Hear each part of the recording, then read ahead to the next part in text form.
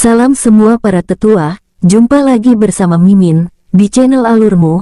Semoga para pendengar Alurmu selalu senantiasa dinaungi kebahagiaan, kesehatan, serta rezeki yang cukup. Oke, Mimin langsung lanjut ceritanya. Selamat mendengarkan dan hidupkan imajinasi para tetua. Cerita pun dimulai.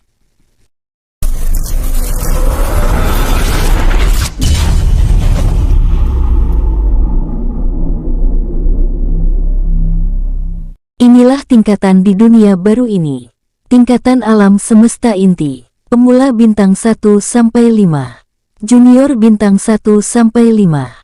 Senior bintang 1 sampai 5. Master bintang 1 sampai 5. Grandmaster bintang 1 sampai 5. Kaisar sejati bintang 1 sampai 5. Kaisar immortal bintang 1 sampai 5. Dewa immortal bintang 1 sampai 5. Dewa Raja Semesta bintang 1 sampai 5. Saya sama sekali tidak keberatan, dan jika ada masalah yang tidak bisa Yang Mulia hadapi, beritahu saya atau langsung keluarkan saya. Ling Wenli berkata dengan nada tegas sambil menunduk tanda memberi hormat. Bai An langsung membuka dunia jiwanya. Dengan cepat Ling Wenli masuk ke dalam dunia jiwa. Setelah itu Bai An berjalan keluar. Tep-tep. Saat sudah keluar, Bai An melihat jika Duan Du dan Tulong sedang asik minum arak. Untung saja Haner tidur, jika dia melihat mereka minum. Entah apa yang akan terjadi, gumam Bai An sambil terus melangkahkan kakinya. Di mana Futua? Tanya Bai An saat ia tiba. Bai An mengedarkan kesadarannya tapi tidak menemukan di mana Fujian, sehingga ia langsung bertanya. Kak, kau sudah keluar, kata Duan Du terkejut karena ia terlalu asik menikmati minumannya. Namun bukan terkejut dengan suara Bai An, melainkan ia takut diceramahi oleh keponakannya. Saat Duan Du melirik ke arah Bai Han, barulah Duan Du mengelus dadanya. Futua aku suruh pergi mengambil kapal langit milik klannya, yang ia taruh di lokasi yang cukup jauh dari sini, jawab Duan Du kembali santai. Bai An langsung ikut duduk, lalu Tulong memberikan gelas yang berisi arak. Dengan santai Bai An mengambilnya lalu menyeruputnya perlahan-lahan, untuk menikmati arak buatan adiknya. 1 jam telah berlalu. Angin kencang berhembus dari atas tempat Bai An dan yang lain duduk. Bai An tentu tahu apa yang menyebabkan angin kencang ini, itu karena ada sebuah kapal langit di atas kepala mereka. Tep-tep. Tuan Besar, kapal langit telah siap, tapi aku masih kekurangan batu kristal energi, kata Fujian agak canggung sembari menggaruk kepalanya yang tidak gatal. Bai An melirik Fujian lalu melirik ke arah Duan Du. Duan Du langsung melemparkan cincin penyimpanan ke arah Fujian. Gunakan untuk bahan bakar, jangan gunakan untuk mengisi energimu, kata Duan Du. Fujian mengangguk patuh. Jadi kapan kita akan berangkat? Aku sudah tidak sabar untuk melihat apa yang ada dunia terkuat pertama, maupun kedua di alam semesta ke-9 ini, kata Tulong langsung bangun. Bai An masih duduk, ia melirik ke arah putranya yang masih tidur di pangkuannya. Berapa lama kita akan sampai, jika memakai kapalmu Futua? Tanya Bai An sambil mengelus rambut putranya. Kurang lebih 3 hari Tuan Besar, jawab Fujian. Bai An mengangguk santai. Baiklah, ayo kita berangkat, ajak Bai An langsung bangun. Dengan cepat Fujian, Bai An, Duan Du dan Tulong melesat ke kapal langit. Tep-tep, saat sampai ke kapal, Bai An, Duan Du dan Tulong sama sekali tidak seperti orang kampungan. Walau ini pertama kali mereka menaiki kapal langit, itu karena mereka juga punya banyak kapal langit yang tersimpan di cincin penyimpanan mereka. Kapal-kapal itu adalah hasil jarahan Duan Du saat mengumpulkan semua cincin penyimpanan musuh yang mereka bunuh. Tep-tep, Fujian langsung membawa Bai An dan yang lainnya ke ruangan yang cukup mewah, ia juga menunjuk tempat kamar jika ingin istirahat. Setelah itu Fujian pergi ke induk kapal langit untuk mengoperasikan kapalnya. Terdengar bunyi kapal langit saat dihidupkan, perlahan tapi pasti kapal langit terbang semakin tinggi. Setelah itu kapal langit melesat layaknya roket. Kak, Kapal langit ini terlihat kekurangan sesuatu. Jika kita menambahkan beberapa material lagi, aku yakin kecepatannya akan semakin mengerikan, kata Duan Du menunjukkan gambar kapal langit klan Fu kepada Bai An. Di gambar itu dijelaskan secara rinci bahan-bahan pembuatannya dan cara mengoperasikannya. Fu Jian memberikan ini kepada Duan Du karena ia yang meminta apa saja bahan dan cara untuk membuat kapal langit. Duan Du sangat tertarik dengan kapal langit sehingga terobsesi ingin membuatnya, atau setidaknya mengubah atau merakit ulang kapal langit yang sudah ada. Bai An yang melihat itu dengan teliti masih belum menemukan titik temu. Jika ingin merombak ulang atau menambah apa yang kurang, dari mana kau tahu jika kapal langit milik Fu Tua kekurangan material? Tanya Bai An sedikit bingung. Dari penglihatanku, kapal ini cukup baik untuk dioperasikan. Tambah Bai An. Duan Du langsung tersenyum tipis.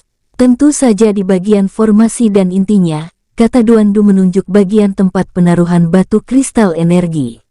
Bai An yang melihat itu secara teliti, lalu membawa jika bahan-bahan material tempat penampungan batu kristal hanya bisa menampung paling banyak 1 juta batu kristal berlian, itu karena formasinya hanya terbatas sampai di sana saja. Matamu cukup tajam juga, material yang kurang untuk menambah kekuatan formasi dan menambah daya tampung batu kristal energi adalah batu giok hitam, itu adalah batu khusus untuk membuat formasi bagian pertahanan. Di satu sisi bisa juga membuat tambahan formasi untuk daya tahan tampungan energi. Kata Bai An terdiam, tak lama ia tersenyum tipis. Bahkan itu mampu menampung batu kristal berlian emas yang memiliki kapasitas energi yang jauh lebih banyak. Kata Bai An memberi penjelasan. Duan Du yang mendengar itu langsung mengangguk-angguk. Aku tahu kau yang terbaik Kak, tapi di mana kita menemukan batu giok hitam? Terlebih dari buku yang ku baca beberapa saat lalu, batu giok hitam yang beredar kebanyakan menampung formasi api, angin, es, kegelapan, tanah, petir. Kata Duan Du, benar, batu giok hitam yang menampung formasi sangatlah sulit ditemui, tapi suatu saat kita pasti akan menemukannya, tidak mungkin batu giok hitam formasi tidak muncul, ucap Bai An sambil berjalan ke arah kamar yang ada di depan matanya.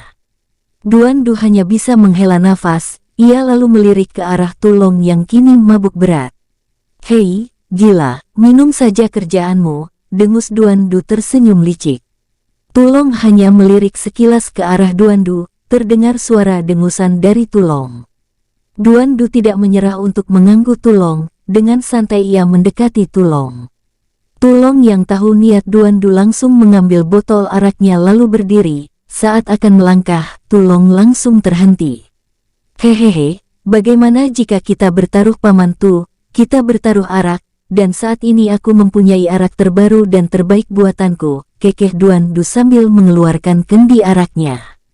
Tulong langsung mencium aroma yang sangat menyegarkan, dari arak baru buatan Duan Du.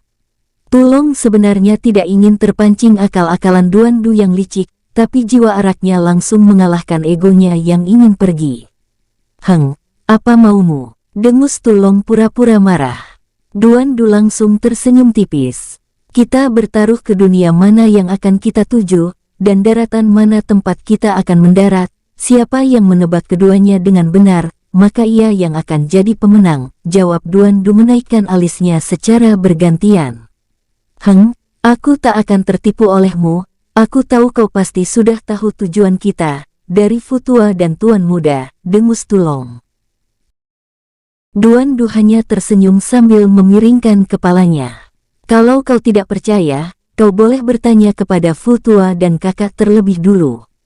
Kata Duan Du terdengar jujur. Mendengar itu Tulong merenung, tak lama ia mengangkat kepalanya. Kau tunggu di sini, kata Tulong langsung menghilang. Duan Du seketika tersenyum licik. Duan Du memang tidak pernah bertanya kepada Bai An dan Fu Jian tentang ke dunia mana tujuannya yang pasti, tapi Duan Du mendengar Fu Jian bicara kepada Bai An, jika ia memiliki usul untuk ke dunia terkuat pertama saja, karena di sana akan ada lelang yang menurut Fu Jian bisa menarik minat Bai An. Karena Fu Jian berkata akan ada peta lokasi harta zaman lampau, dan beberapa benda kuno yang akan dilelang. Menurut Fujian, orang yang menemukan maupun melelang itu semua berasal dari alam semesta inti pertama. Fujian tidak tahu tujuannya menjual harta langka seperti itu di alam semesta inti ke-9. Tep-tep, tak lama Tulong muncul dengan senyum cerah. Baiklah, apa taruhannya? Tanya Tulong dengan nada bersemangat. Duan Du langsung berkata, semua arak yang ada di dalam cincin penyimpananmu berikan kepadaku, jika aku yang menang, dan jika kau yang menang, maka aku juga akan memberikan semua arak terbaru yang kubuat. Senyum tipis tak pernah hilang dari wajah Duan Du. Tulong tanpa basa-basi langsung mengangguk bersemangat. Baiklah, aku pilih dunia terkuat dan daratan utama, teriak Tulong. Duan Du yang mendengar itu pura-pura mengerutkan keningnya. Hal itu membuat Tulong tersenyum cerah.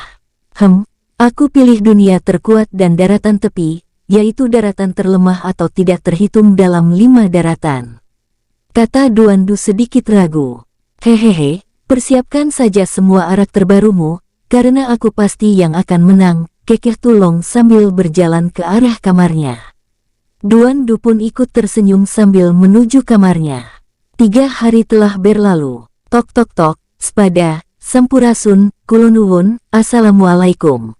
Tuan Besar, dunia terkuat pertama telah kelihatan, di mana kita akan mendarat? Tanya Fujian dari luar pintu. Bai An yang bersila langsung membuka matanya. Seperti ucapanmu kemarin, kita ke sana lebih dulu, kata Bai An melalui telepati lalu kembali memejamkan matanya.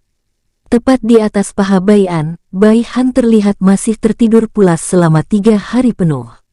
Fujian yang mendengar itu langsung mengangguk mengerti. Fujian kembali ke induk kapal untuk mengoperasikannya menuju di mana lelang berada.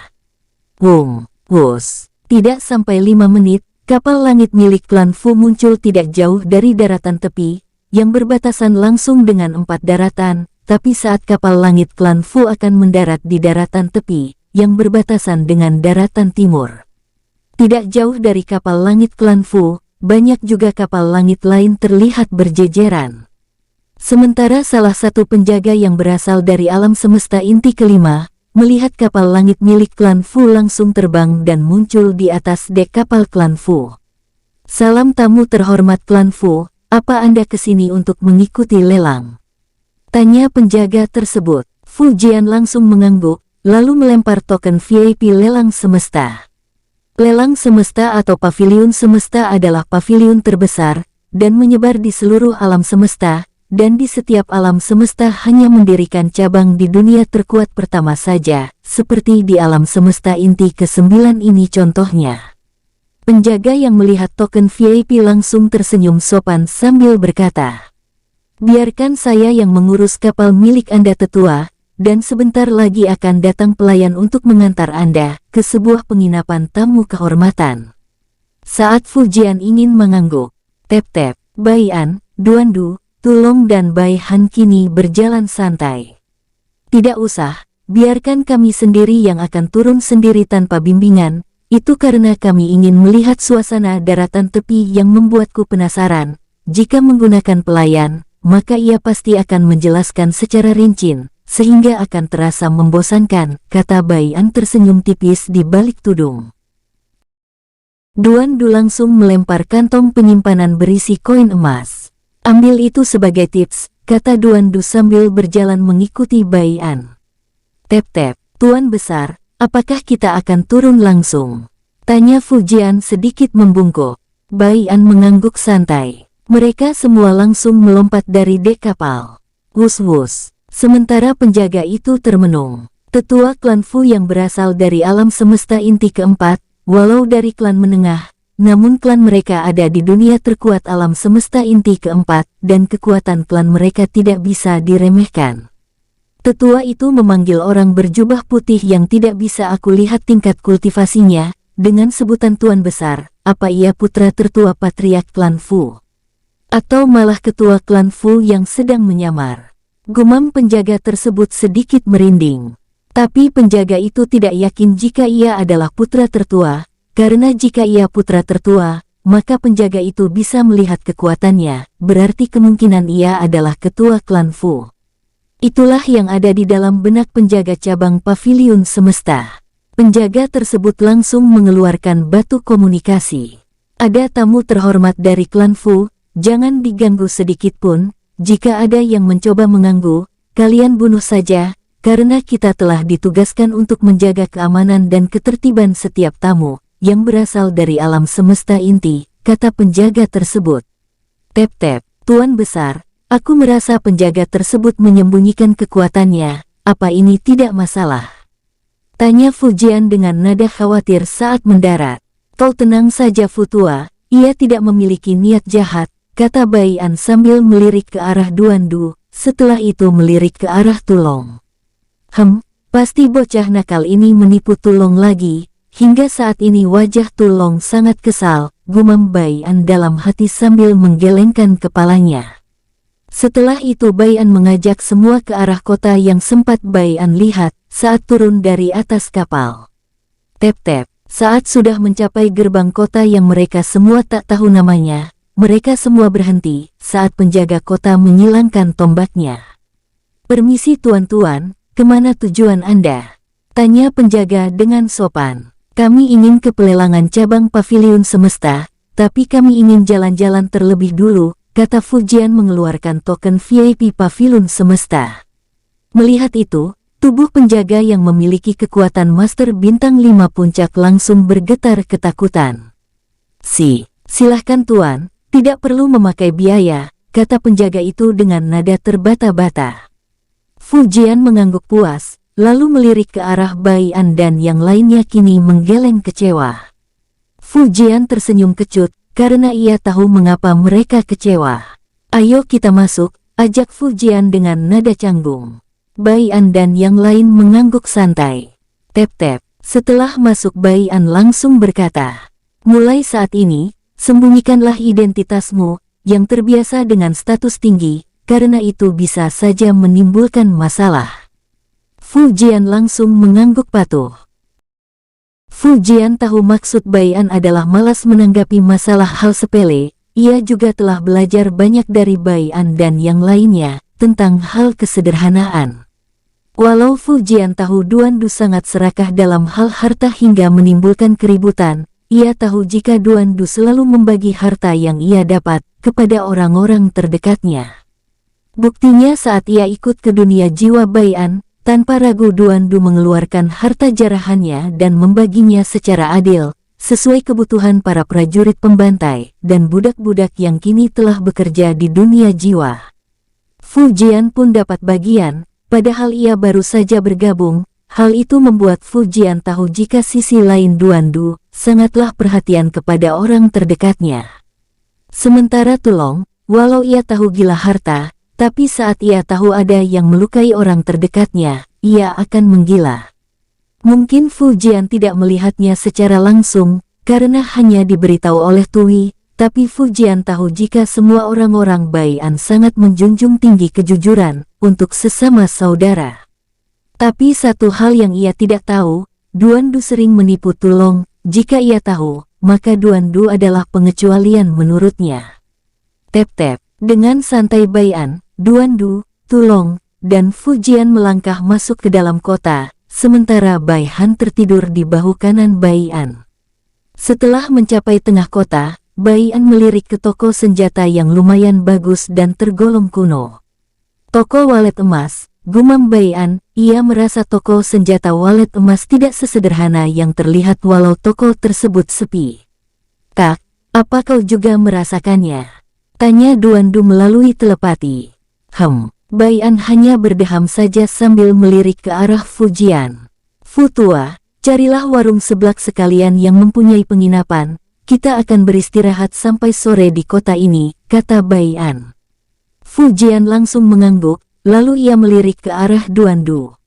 Duan Du langsung melempar kantong yang berisi koin emas, dengan sigap Fujian menangkapnya, lalu segera pergi mencari penginapan yang mempunyai warung seblak. Sementara Tulong yang diam saja kini merasa hatinya terus bergetar hebat. Bai An dan Duan Du yang melihat itu tentu sadar, karena mereka juga merasakan spesies seperti Tulong berada di dalam toko senjata walet emas. Ayo kita ke sana, dan kau Tulong, jangan bertindak tanpa izinku, kata Baian dengan nada serius. Tulong hanya diam, tak lama ia mengangguk patuh. Baian langsung melangkah bersama Duan Du dan Tulong. Tep-tep, saat melangkah masuk pintu toko walet emas, seorang pria berumur 40 tahun langsung menyambut Baian dan yang lainnya. Selamat datang di toko senjata sederhana kami tuan-tuan, apa yang Anda butuhkan? Tanya pria itu tersenyum tipis sambil melirik ke arah Tulong. Tulong tentu sadar dengan tatapan tersebut, namun ia acuh karena tidak ingin menimbulkan masalah setelah diperingati Baian tadi. Apakah di sini ada batu giok hitam? Tanya Baian tersenyum lembut. Mendengar itu, pria berumur 40 tahun itu langsung melirik ke arah Baian, walau ia tidak bisa melihat wajah Baian, karena ditutupi oleh energi yang tidak bisa ditembus. Pria itu yakin jika Baian setidaknya masih muda. Tuan, batu giok hitam apa yang Anda butuhkan? Tentunya Anda tahu jika banyak jenis batu giok hitam, kata pria itu sambil tersenyum tipis. Ah ya, maafkan aku adalah penjaga toko sekaligus pelayan di sini. Namaku adalah Wu Yang Di, Anda bisa memanggilku Wudi, kata Wudi terlambat memperkenalkan diri. Kebetulan adikku ini butuh batu giok hitam formasi, apakah ada di sini? Tanya Baian dengan santai. Mendengar itu, Wudi menggeleng. Batu giok hitam formasi sangatlah langka, bahkan di alam semesta inti pertama pun sangat jarang ditemui, kata Wudi terdiam untuk beberapa saat. Tapi aku pernah mendengar, jika batu giok hitam formasi akan dilelang di cabang paviliun semesta di kota runtuh, jika Anda benar menginginkannya maka Anda bisa mengikuti lelang, kata Wudi memberi informasi. Baian mengangguk. Ia sadar jika Wudi ini cukup pintar dalam mengolah kata. Apa saja barang terlangka yang paman jual di sini? Tanya Duan Du kini maju sembari tersenyum lembut. Wudi yang mendengar itu langsung terdiam sesaat, ia kini melirik ke arah Duan Du dengan hati-hati.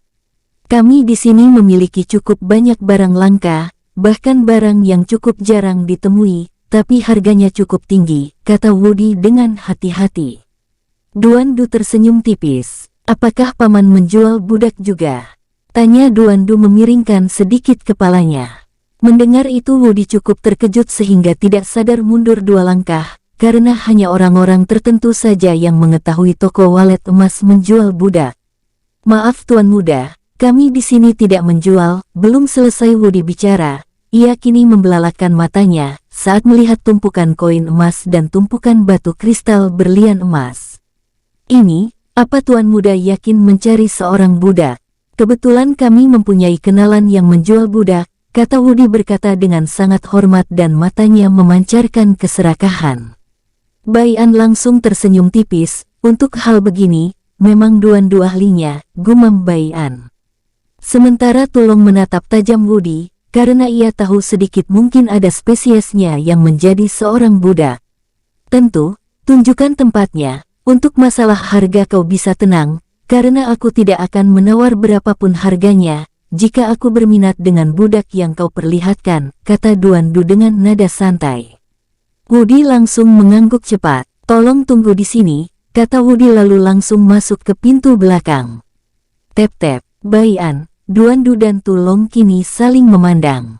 Tuan muda, izinkan aku membunuh mereka semua yang berhubungan, kata Tulong maju dengan nada sedikit memohon. Kau tenanglah pamantu, tunggu sampai saat kita melihat keadaan terlebih dulu, dan mencari apa yang sedikit familiar bagi kita atau aura yang mirip denganmu, kata Duan Du dengan nada serius. Ia kini tidak terdengar bercanda, sehingga Tulong mengangguk sambil mengepalkan tangannya hingga berbunyi. Krak-krak, baiklah, aku akan mengikuti idemu dan menunggu sinyal darimu atau tuan muda, kata Tulong. Sepertinya ia akan keluar bersama seorang yang cukup kuat, kata Baian. Duan Du dan Tulong langsung melirik ke arah pintu belakang. Ceklek, pria sepuh dan Wudi keluar dari pintu. Ahaha, maaf jika kalian menunggu lama tuan-tuan, ini adalah seniorku, ia yang bertugas mengurus budak, namanya adalah Wu Yang Ran, atau bisa dipanggil Wuran, kata Wudi tersenyum dengan mata bersinar. Wuran menatap ke arah Baian, Duan Du dan Tulong, lalu pandangannya mengarah ke Bai Han. Tatapan serakah dari Wuran tidak bisa ia tutupi lagi saat melihat mangsa empuk. Mereka tidak sadar siapa yang akhirnya akan menjadi mangsa. Pria sepuh tersebut tersadar saat ia terlalu senang saat menatap Bai Han. Ia kini tersenyum licik ke arah Bai An dan yang lain tanpa merasa malu. Kekuatan pria sepuh tersebut berada di Kaisar Immortal Bintang 5 akhir. Apakah benar kalian menginginkan budak? Tanya pria sepuh tersebut langsung ke intinya. Duan Du maju satu langkah. Benar, apakah ada barang bagus? Tanya Duan Du layaknya ia sering membeli budak. Pria sepuh atau Wuran langsung mengangguk lalu membalikan badannya. Ayo ikuti aku, ajak Wuran terdengar tergesa-gesa disertai seringai tipis. Wudi yang melihat itu hanya terdiam saja, dan tersenyum ke arah Bai An dan yang lain. Mari tuan, ikuti senior, kata Wudi kini membuka suara dengan nada sopan. Bai An, Duan Du dan Tulong tentu sadar, tapi mereka hanya mengikuti permainan mereka lebih dulu. Tep-tep, saat berjalan melalui lorong, Bai An, Duan Du dan Tulong merasakan banyak sekali para asasin bersembunyi di balik kegelapan. Namun mereka tak khawatir karena kekuatan mereka hanya berada di Kaisar Immortal Bintang 1 dan yang paling tinggi Bintang 3 awal. Saat sedang berjalan, tiba-tiba Bai Han terbangun. Ayah, biarkan Haner menangani mereka, karena Haner melihat hati mereka sangat kotor, terutama pria tua yang mau mati itu, kata Bai Han melalui telepati kepada Bai An. Tentu Bai Han juga mengirim pesan telepati kepada Duan Du dan juga Tulong. Mereka pun menurut, biasanya Duan Du dan Tulong menolak keras, jika tidak terlibat masalah yang menjadi kegemaran mereka, tapi jika Bai Han yang meminta, mereka sama sekali tidak menolak, karena terlihat mereka sedang berlomba ingin menjadi yang terbaik di depan keponakan mereka. Tep-tep, kita sudah sampai tuan-tuan, Kekeh Wuran kini memandang ke arah Bai An dan yang lainnya. Apa maksudnya ini? Tanya Duan Du pura-pura marah saat dibawa ke tempat kosong. Hehehe, apa maksudnya? Tentu saja maksudnya menangkap kalian lalu dijadikan budak, Kekeh Wuran kini terlihat sifat aslinya. Apa maksudmu? Tanya Duan Du pura-pura ketakutan. Tapi Wuran dan Wudi hanya tersenyum tipis. Mereka berdua langsung melambaikan tangan, lalu banyak bayangan datang bertepatan dengan sebuah kerangkeng yang mengurung mereka. Hehehe, lumpuhkan mereka semua, dan tangkap anak itu, karena dia barang utamanya, Kekeh Wuran. Dengan sigap para asasin bergerak saat mendengar perintah Wuran. Bai An, Duan Du, Tulong hanya diam saja, kini wajah mereka berubah santai setelah mendengar suara Wuran. Bai Han langsung maju. Ia mendengus dingin. Hatimu sangat hitam Pak Tua, kau tak pantas untuk hidup di dunia ini, jiwamu juga harus dimusnahkan, kata Bai Han dengan nada tegas. Mendengar itu Wuran dan Wudi tertawa terbahak-bahak. Hahaha, bocah kecil, aku sungguh suka keberanianmu, aku ingin, belum selesai Wuran menyelesaikan ucapannya, kepalanya beserta jiwanya langsung hancur. Wudi yang melihat itu membelalakkan matanya. Kini ia terkejut luar biasa dengan apa yang terjadi, karena ia tidak melihat pergerakan dari Bai An, Duan Du dan Tulong, ia juga tidak melihat Bai Han bergerak. Sementara para asasin kini berjatuhan dengan tubuh terpotong-potong, saat melihat itu, tubuh Wudi bergetar ketakutan. Bro, tuan ampuni aku hanya menjalankan perintah dari senior Wuran dan pemilik toko walet emas, kata Wudi bersujud membenturkan kepalanya ke lantai. Bai Han yang baru selesai memainkan jari kelingkingnya, kini tetap memasang wajah dingin. Mungkin Wudi tidak menyadari jika Bai Han telah menciptakan banyak benang energi saat para asasin muncul, tapi berbeda dengan Bai An, Duan Du dan Tulong yang kini tersenyum tipis. Hehehe, Hanerku sangat pintar dalam membunuh musuh tanpa disadari, ia mengikuti cara ayahnya, Kekeh Tulong. Benar, ia mengikuti caraku dalam berpikir rapi, sambung Duan Du sedikit menyombongkan diri. Bai Han tak menghiraukan ucapan pamannya itu, ia kini berjalan santai ke arah Wudi. Hatimu bisa terbilang setengah bersih setengah kotor, jika kau ingin bertobat maka aku bisa mengampunimu, tapi dengan satu syarat, kata Bai Han dengan nada dingin. Wudi yang mendengar itu semakin berkeringat dingin, ia tahu maksud dari Bai Han. Ah, apa yang tuan muda ini inginkan? Tanya Wudi dengan nada ketakutan. Cukup mudah, kau hanya perlu mengikuti permainanku, kata Bai Han tersenyum licik, senyumnya bahkan lebih menyeramkan dari senyum licik Duan Du. Bai An yang melihat itu langsung menatap ke arah Duan Du. Saat melihat wajah Duan Du yang terkejut juga, Bai An yakin ini bukan ajaran Duan Du, karena dari ekspresi Duan Du yang ikut terkejut. Apa ini karena ia mendapat berkah dari makam ya? Gumam Bai An kini menghela nafas. Semoga saja sifat Haner tidak mengikuti Duan Du yang licik, mengikuti sifatku yang dingin dalam membunuh, dan mengikuti Tulong yang gemar bertarung, gumam Bai An. Sementara Wudi yang mendengar ucapan Bai Han, kini menelan ludah karena tahu maksud ucapan Bai Han. Tuan muda apakah? Jika kau tidak mau maka mati saja, kata Bai Han memotong ucapan Wudi. Glek, baiklah, apa yang Anda inginkan? Tanya Wudi kini mau tak mau mencoba menuruti keinginan Bai Han. Yang kulihat kini pemilik toko ini belum datang. Saat ia datang kau bersikap seperti biasa. Jika ia bertanya tentang mereka, maka kau jawab sedang mengejar kelompok kami yang melarikan diri, sedangkan kami berpura-pura menjadi tawananmu yang akan menjadi budak, untuk sisanya serahkan pada kami, kata Bai Han layaknya pria sepuh bertubuh anak kecil. Tentu saja Wudi terkejut mendengar ucapan Bai Han, tapi ia tetap mengangguk patuh, dan sempat berpikir untuk memberitahu pemilik walet emas tentang semua kejadian ini, tapi ia urungkan. Insting Wudi cukup tajam, jika ia bercerita, maka ia akan mati, bahkan pemilik walet emas atau tuannya akan mati hari ini juga jika ia datang. Baik tuan muda, jawab Wudi sedikit gugup. Bai Han mengangguk santai, tanpa memberikan Wudi peringatan, karena Bai Han yakin jika Wudi cukup pintar, maka ia akan mengambil langkah yang ia terapkan. Jika ia bodoh, maka ia akan mengambil jalan kematiannya sendiri. Setelah itu, wajah Bai Han berubah layaknya anak kecil. Ayah, Haner lapar, apakah ada makanan? Tanya Bai Han dengan nada yang membuat Bai An, Duan Du dan Tulong tidak bisa menolak. Dengan cepat Duan Du dan Tulong melambaikan tangannya. Hehehe, keponakan paman yang imut, ini paman punya kelinci bakar sisa beberapa hari yang lalu, kata Tulong langsung memberikan ke Bai Han.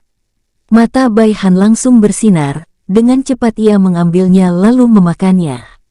Duan Du juga tak mau kalah, ia dengan cepat berkata, hehehe, aku tahu keponakan imutku memiliki selera yang baik.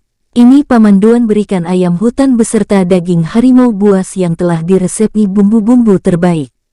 Kekeh Duan Du melirik ke arah Tulong dengan senyum mengejek. Hidung Bai Han langsung mencium bau yang sangat sedap. Melihat itu, mata Bai Han langsung bersinar, dengan cepat ia melangkah ke arah Duan Du. Namun saat tangan Bai Han ingin menyambar makanan pemberian Duan Du, Bai An kini menatap putranya dengan tatapan tajam. Wajah Bai Han langsung berkaca-kaca. Apa ayah akan memarahi Haner? Apa ayah melarang Haner makan makanan enak? Kata Bai Han dengan nada sedih.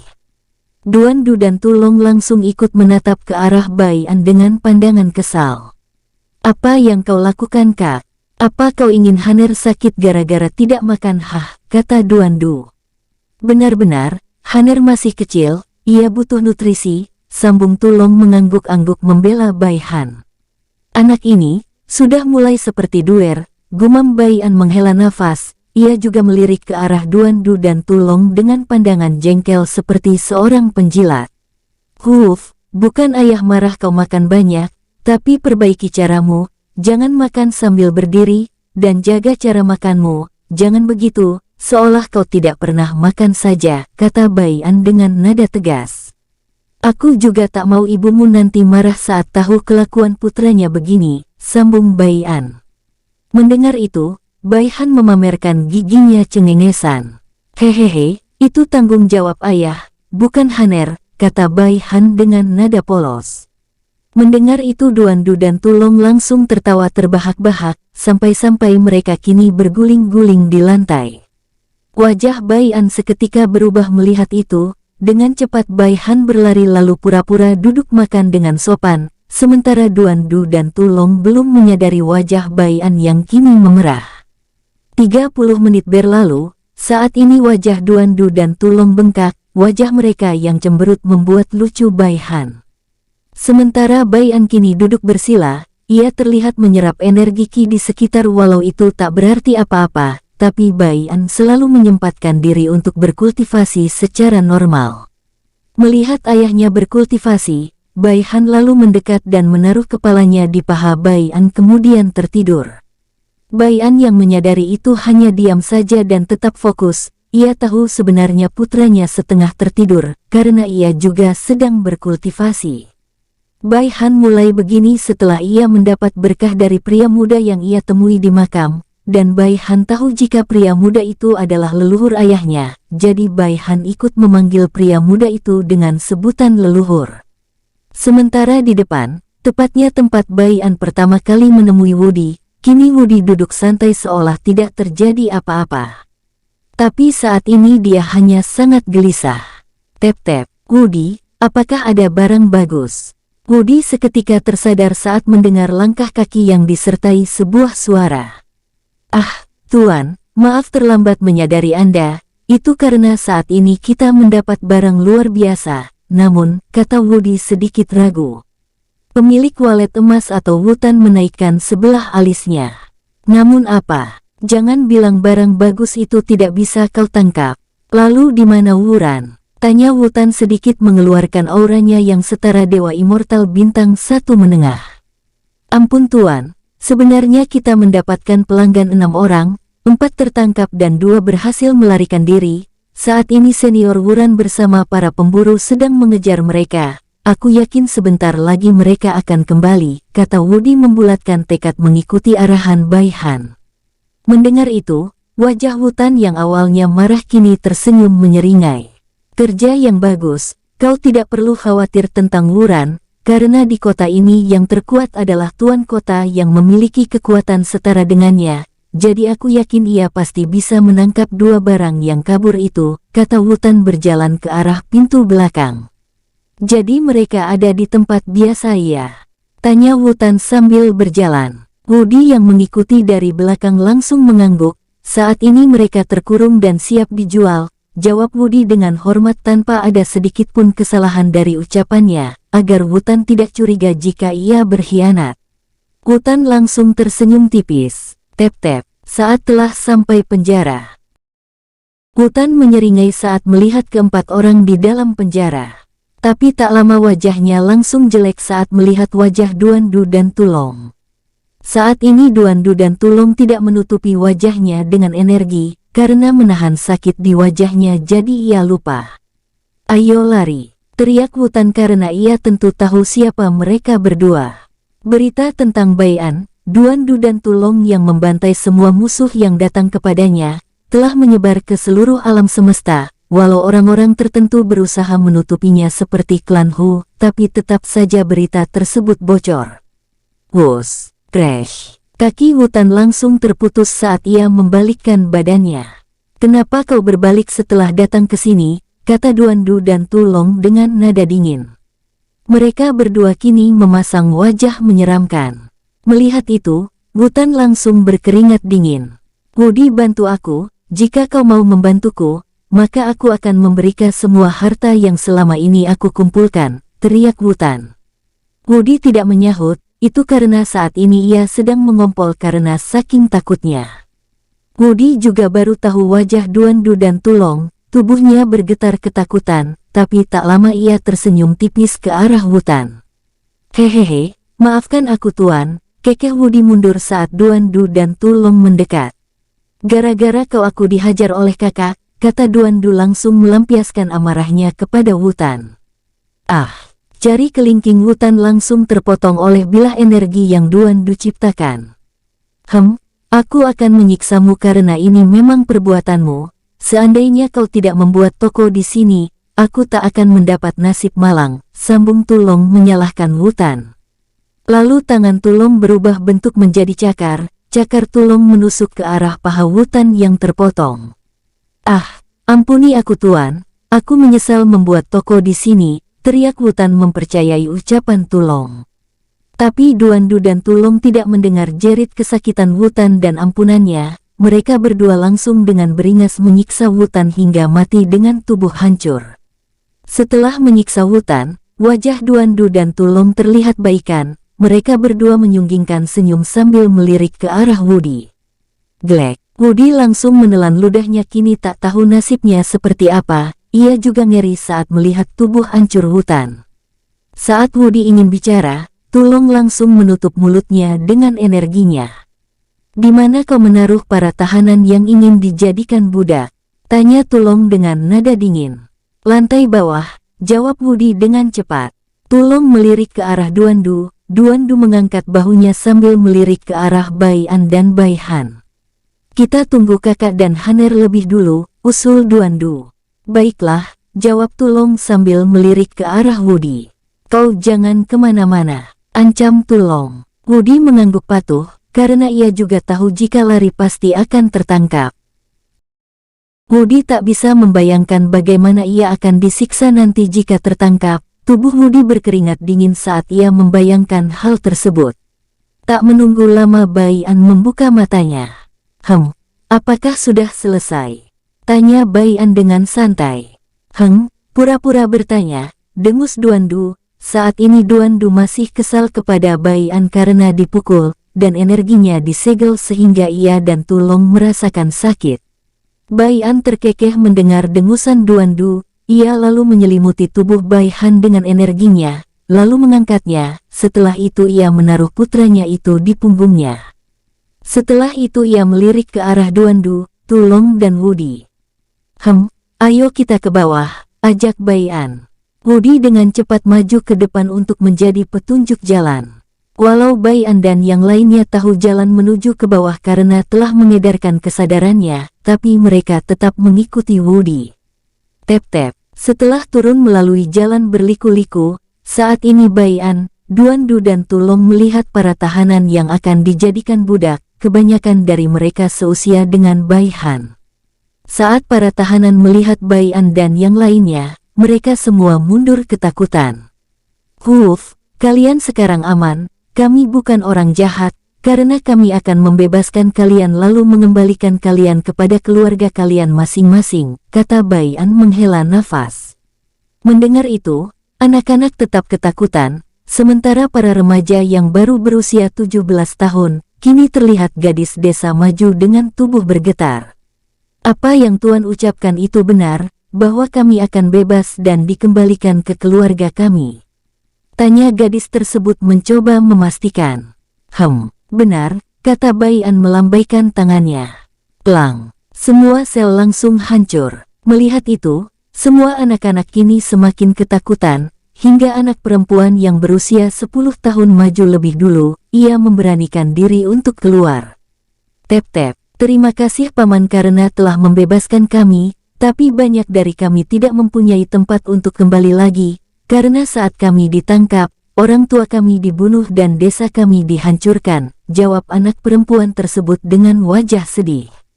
Mendengar itu, Duandu dan Tulong langsung menatap ke arah Wudi. Wudi langsung berlutut. "Tuan, mereka bukan kami yang menangkap, namun ada kelompok lain yang bekerja sama dengan Wutan. Merekalah yang menangkapnya," kata Wudi dengan nada ketakutan setengah mati. Apakah benar apa yang diucapkan olehnya?" tanya Tulong menatap lembut ke arah para anak-anak. Para anak-anak saling melirik lalu mengangguk.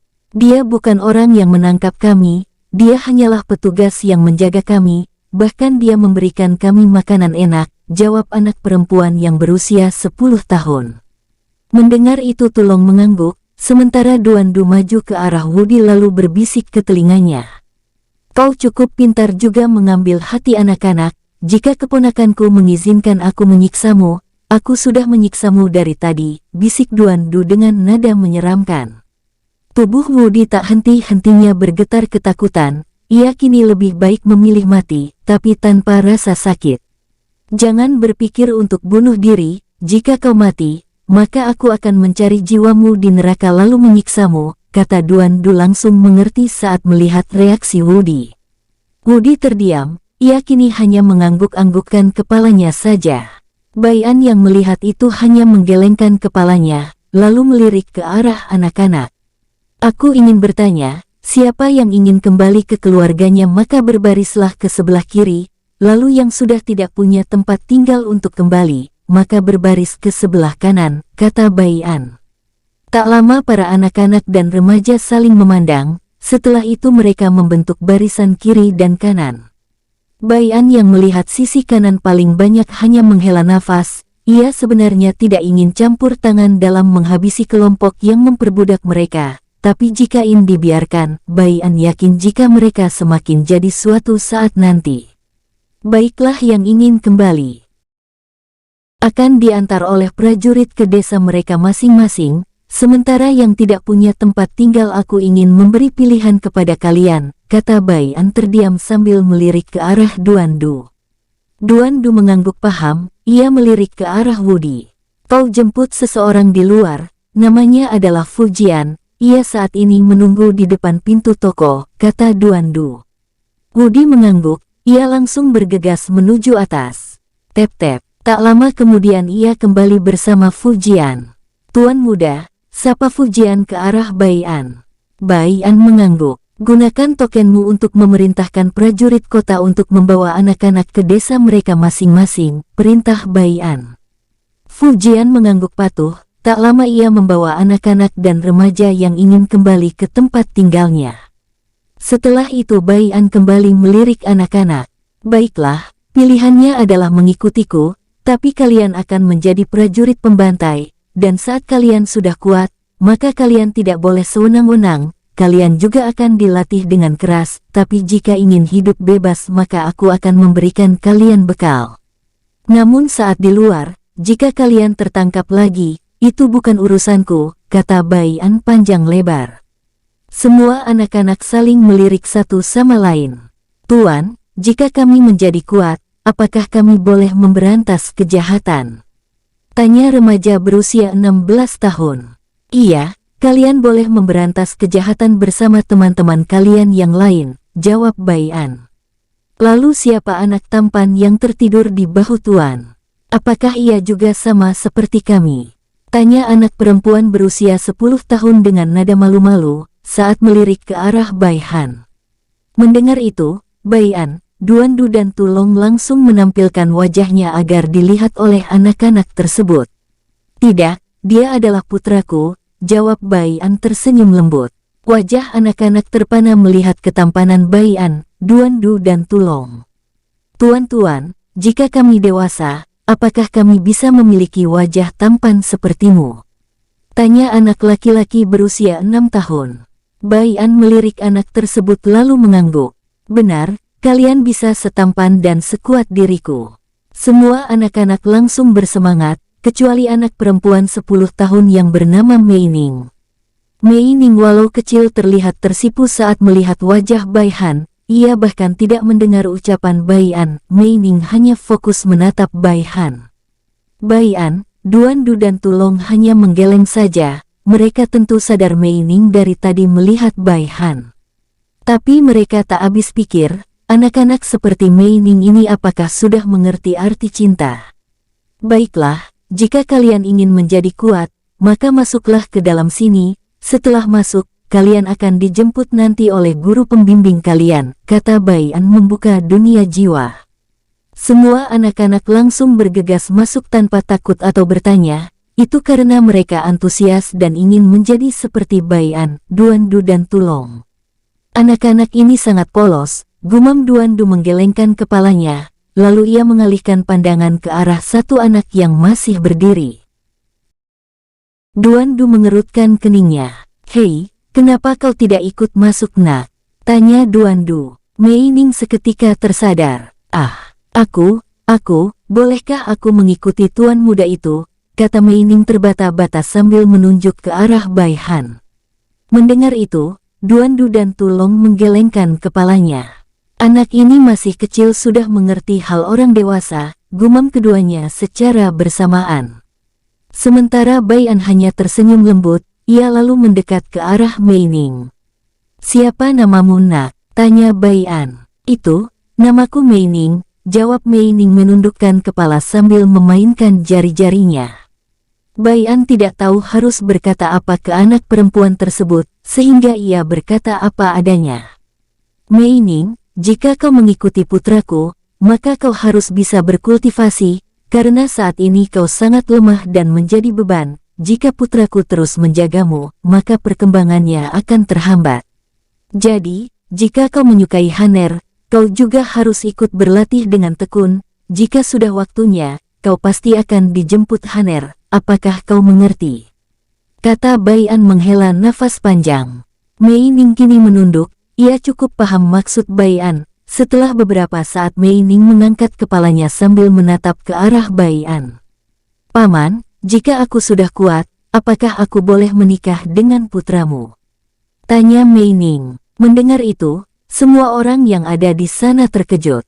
Baian, Duandu, Tulong, Wudi, bahkan Baihan cukup terkejut mendengar ucapan dari seorang anak kecil.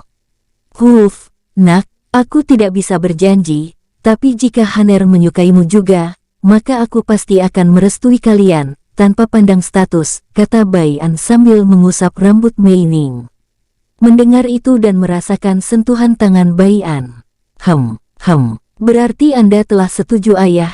Jika begitu aku akan masuk. Tolong jaga gegeku ya, Bei," kata Mei Ning tersenyum lembut sambil melesat masuk. Mei Ning tidak memperdulikan mata Baian yang kini melotot saat mendengar dirinya dipanggil ayah. "Huf, anak ini, mirip seperti putriku yang semaunya sendiri," gumam Baian mengenang putri pertamanya. Saat sedang melamun, Baihan terbangun lalu berbisik. "Ayah, apa maksudnya menyukai?" tanya Baihan memiringkan kepalanya. "Bukankah menyukai itu seperti ayah, Paman Duan dan Paman Tu menyukaiku sehingga ingin memanjakan Haner?" "Terus kenapa saat anak perempuan itu berucap, ayah terkejut?" tanya Baihan dengan nada polos. "Terus, apa juga maksudnya menikah? Apakah menikah seperti yang ayah lakukan bersama dengan ibu, itu namanya menikah?" tanya Baihan. Mendengar pertanyaan Baihan terus-menerus, Baian kini menepuk keningnya, ia tak tahu harus menjelaskan bagaimana. "Suatu hari kau akan tahu sendiri Haner, lebih baik fokuskan dulu pada peningkatanmu, kau sendiri tahu setelah mendapat berkah, apa saja yang akan kau lakukan dan ayah akan sebagai pendukungmu," jawab Baian. Baihan langsung mengangguk lalu tertidur lagi di bahu kanan ayahnya. Beberapa saat kemudian, Baian melirik ke arah Duandu dan Tulong. Mereka berdua mengangguk paham lalu melirik ke arah Wudi. "Di mana lagi tempat para tahanan selain di sini?" tanya Tulong. Walau ia tahu, ia tetap bertanya kepada Wudi untuk memastikan apakah Wudi jujur.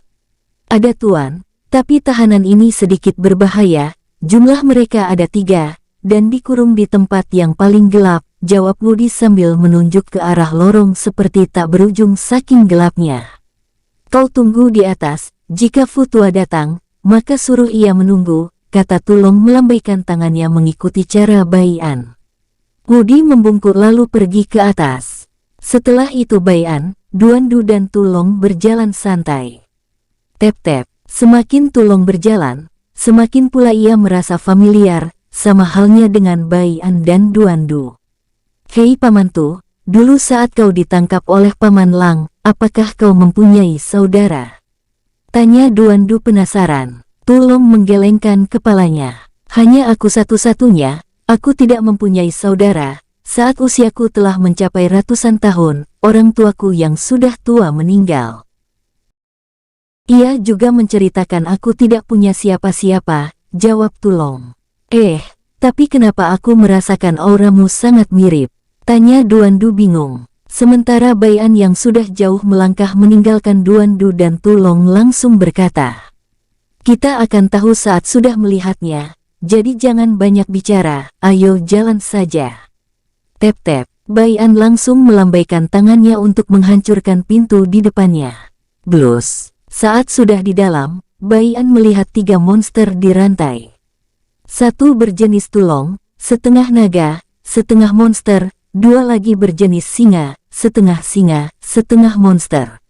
Wujud mereka telah sepenuhnya menjadi manusia, yang artinya mereka dianggap terkutuk, karena tingkat mereka masih lemah di tingkat kaisar sejati bintang 1 awal. Saat pintu terbuka, ketiga monster tersebut menatap tajam ke arah Bai An yang telah lebih dulu sampai. "Ger, apa maumu?" tanya monster singa berjenis laki-laki dengan nada dingin. "Apa kau mau membunuh kami karena kami ini terkutuk?" tanya monster singa berjenis perempuan dengan nada tak kalah dingin. Sementara monster naga hanya diam saja, setelah ia melihat Bai An, walau tidak bisa melihat wajahnya ia kembali menundukkan kepalanya. "Tep-tep, aku melihat 3 monster lemah di sini, terlebih kau, mengapa kau seperti seorang pengecut?" kata Tulong sambil menatap ke arah monster naga. "Apa kau bilang, akan ku cabik-cabik tubuhmu manusia?" teriak monster singa menatap ganas ke arah Tulong. Monster singa belum menyadari jika Tulong sebenarnya monster juga.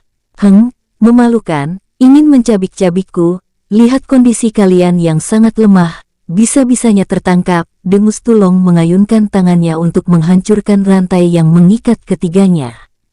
"Jika kalian bisa melukaiku walau hanya segores, maka aku akui kalian kuat dan kalian bebas pergi dari sini, tapi jika tidak, aku akan menyiksa kalian," kata Tulong dengan nada dingin.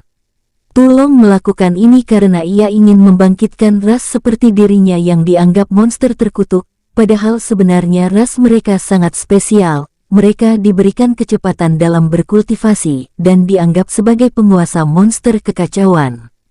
"Ger!" Dua monster singa langsung menerjang setelah rantai yang mengikat mereka kini terlepas. Crash! Crash! Kedua tangan monster singa langsung mengayunkan tangan kanan mereka yang telah dirubah menjadi cakar lalu mencakar tubuh Tulong. Bam-bam! Bukannya terluka, tubuh Tulong baik-baik saja, malah kedua monster singa terpental mundur hingga menghancurkan tembok di belakang mereka. Tulong hanya acuh. Ia melirik ke arah monster naga yang hanya diam dan tetap menunggu. "Hei, kenapa kau diam? Apa kau tak ingin bebas?" tanya Tulong. Monster naga mengangkat kepalanya. "Percuma saja, walau kau membebaskanku secara gratis pun, saat keluar aku pasti akan diincar banyak orang, mau manusia, monster kekacauan, mereka sama saja," jawab monster naga. Inilah yang paling aku benci, seorang pengecut," dengus Tulong dengan nada dingin.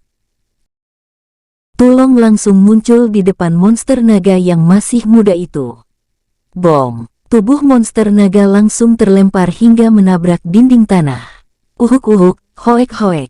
Darah langsung keluar dari mulut monster naga, ia terlihat mengenaskan, bajunya kini hancur dan terlihat tubuhnya dipenuhi sisik merah, namun saat ini sisik-sisik tersebut berjatuhan karena pukulan Tulong. Tulong yang melihat itu kembali bergerak, ia muncul di belakang monster singa laki-laki. "Sialan kau," umpat monster singa, saat ia merasakan bahaya. Bom! Tinju Tulong sudah lebih dulu mengenai pundak monster singa hingga tubuhnya terhempas ke tanah dan menciptakan kawah kecil.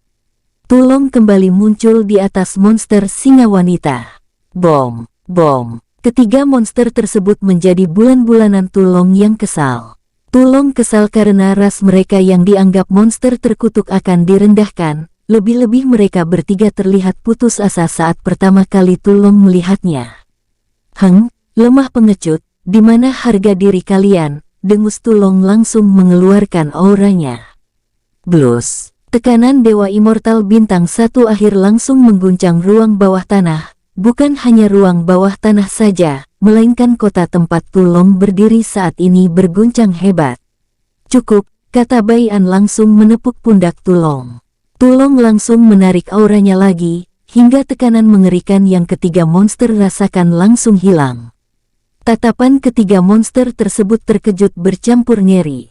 "Kau monster terkutuk jenis naga," kata monster singa laki-laki itu. "Diam, jika kau bicara lagi, yakinlah aku akan menyiksamu, dan jangan pernah rendahkan diri kalian lagi," kata Tulong lalu menambahkan.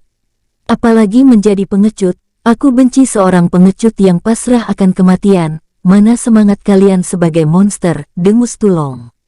Bai An dan Duan Du hanya menggelengkan kepalanya saja, kini mendengar Tulong marah-marah kepada rasnya.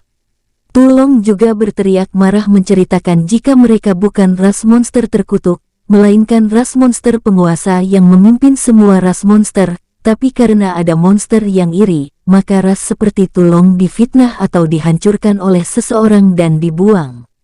Tulong tentu mengetahui ini dari Bai An dan Bai An mengetahui ini dari Lingdong.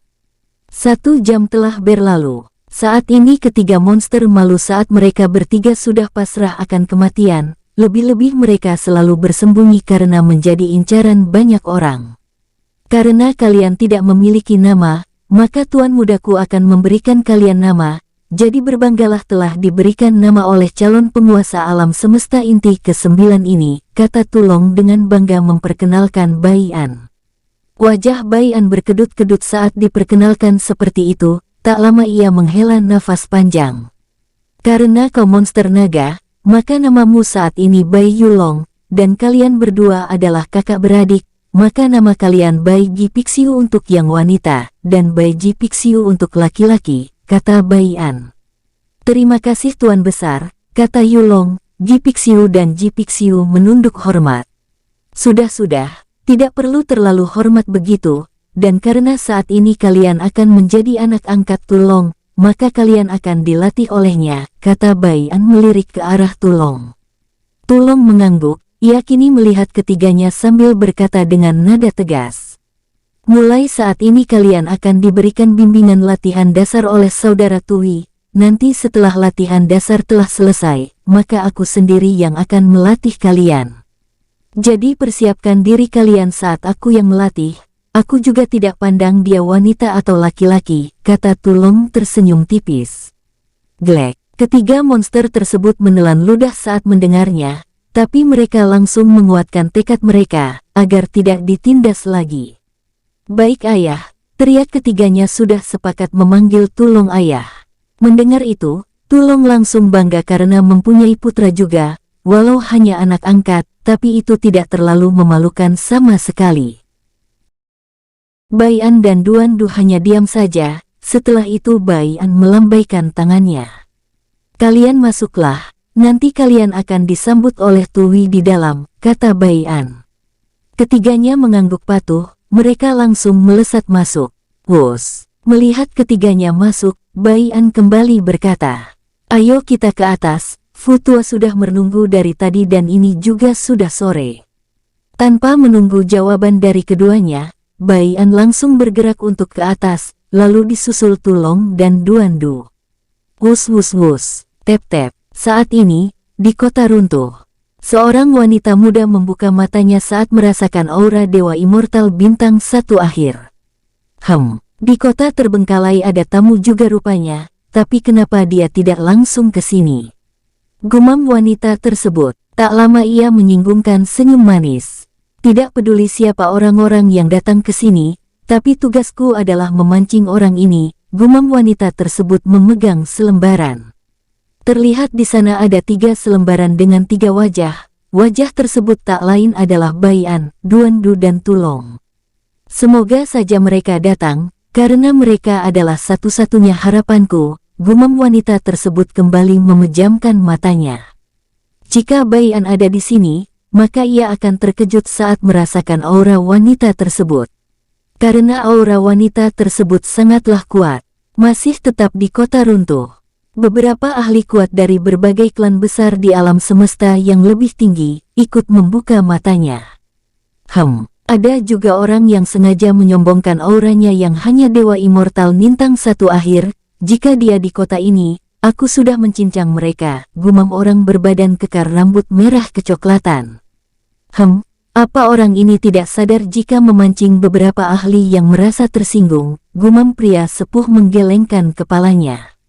Bukan hanya mereka saja, masih banyak juga ahli bergumam dan merutuki kebodohan Tulong yang melepaskan auranya, termasuk salah satu raja monster kekacauan. Hehehe, ada monster terkutuk, aku harus memperbudaknya, gumam monster ular berbadan manusia. Ayah, setelah makan kita akan kemana? Tanya Bai Han sambil makan dengan rakus. Haner, jangan bicara sambil makan. Telan dulu makanan yang ada di dalam mulutmu baru bicara, kata Bai An dengan nada tegas. Bai Han yang mendengar itu cekikikan. Hehehe, maafkan Haner ayah, ucap Bai Han dengan nada polos. Sudah, lebih baik kamu selesaikan makanmu, kata Bai An sambil melirik ke arah Duan Du dan Tulong. Ini gara-gara kalian yang selalu bicara tidak jelas, sehingga Haner mengikuti tingkah kalian. Awas jika kalian ulang, maka aku akan memberikan hukuman kepada kalian, dengus Bai An. Duan Du dan Tulong hanya tersenyum kecut, karena mereka yang tidak salah apa-apa malah disalahkan. Setelah itu mereka menatap ke arah Fujian dan Wudi yang kini menutup mulut, karena menahan tawa. Apa kalian tertawa? Apa kalian mau aku cincang? Kata Duan Du melalui telepati. Glek, keduanya langsung menunduk diam. Waktu terus berlalu, tak terasa Bai An dan yang lainnya sudah ingin melanjutkan perjalanan ke kota runtuh. Bersambung, sampai ketemu di episode selanjutnya. Semoga kalian semua selalu terhibur, dan terima kasih.